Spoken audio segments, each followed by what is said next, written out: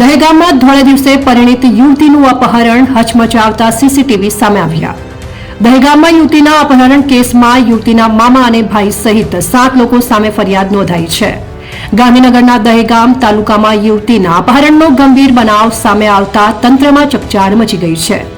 Dehgam police સ્ટેશનમાં નોંધાયેલ ફરિયાદ મુજબ યુવતીને બળજબરીપૂર્વક માર મારીને જબ્બે લઈ જવામાં આવી હોવાનું જાણવા મળ્યું છે।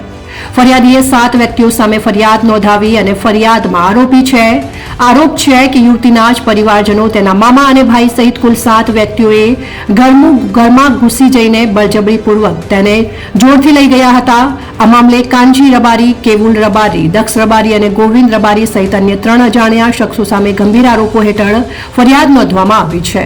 દહેગામ પોલીસ ટીમો બનાવી તપાસ શરૂ કરી ઘટના સમયે આરોપીઓને ઘરમાં ઘૂસીને પરિવારના સભ્યો સાથે મારામારી પણ કરી હતી અને તે બાદમાં યુવતીને બળજબરીપૂર્વક પોતાના સાથે લઈ ગયા હતા। ઘટનાની જાણ દહેગામ પોલીસ ત્વરિત દોડી ગઈ હતી અને હાલ આ કેસમાં વધુ તપાસ હાથ ધરી।